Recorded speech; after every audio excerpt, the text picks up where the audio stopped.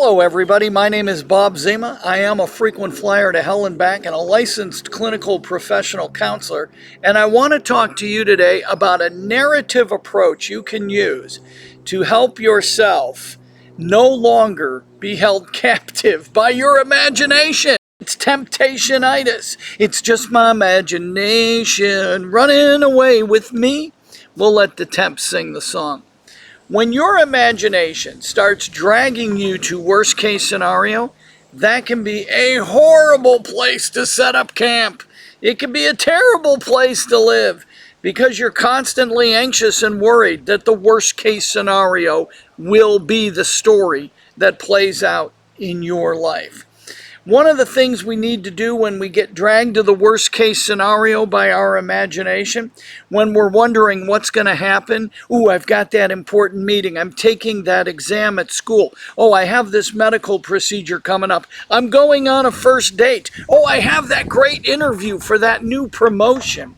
What happens? The mind immediately, through the power of imagination, creates a narrative, creates a story, finishes the story, right? Because, oh, I'm having that great interview and this is what's going to happen. I'm going on that first date and your mind continues. This is what's going to happen. I'm having that medical procedure and this is what's going to happen.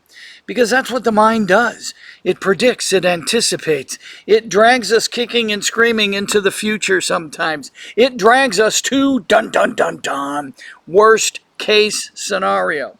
And here's the thing, that's not all bad, because what your mind is trying to do is get you prepared for the worst possible outcome.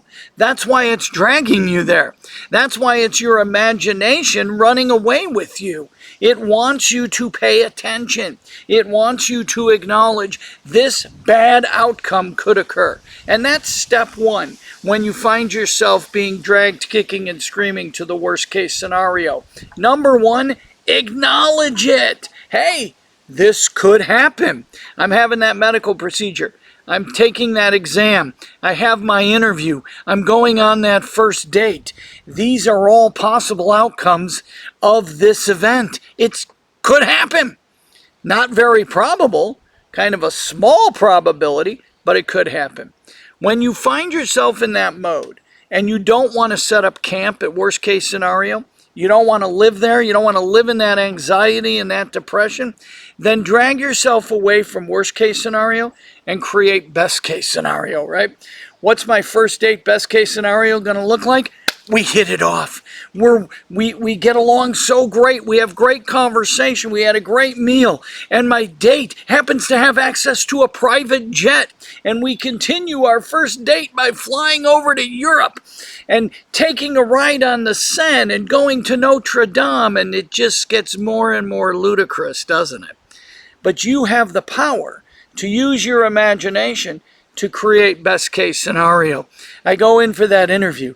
Not only do they offer me the job, they offer me a better job with a huge salary, corner office, great title, a car, access to a private jet. You get the point, right? So when you're at worst case scenario, do yourself a favor. Drag yourself away from that worst case. Use that powerful imagination of yours and create a best case scenario. Enjoy it. Have fun. Be flamboyant. Be hyperbolic. That's the point. But then, and here's the real magic, bring it back to the middle. What is the most likely scenario going to be? What's the most likely outcome of that first date, of that big interview, or that big promotion, that medical procedure, or that exam you're about to take for your class? What is the most likely thing that's going to happen? And once you've created that in the drive-in theater wedged between your ears, focus on that, because that will bring down the anxiety. Sure, your mind's going to drag you kicking and screaming to worst case. Then use the power of that imagination to take it all the way over here and do a best case scenario. And enjoy it. And feel the anxiety drop and the excitement raise. But then bring it back to the middle.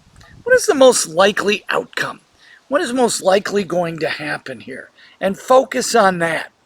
and accept that that is what's going to happen. You'll feel more emotional regulation and stability.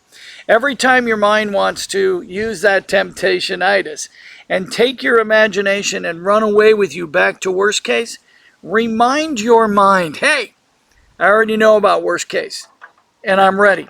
If it happens, I'll deal with it. But what I really think is going to happen is this most likely scenario. And I know I can manage that. I know I can handle that. I know I'll be fine if this most likely scenario happens. So you know what, mind? I got it.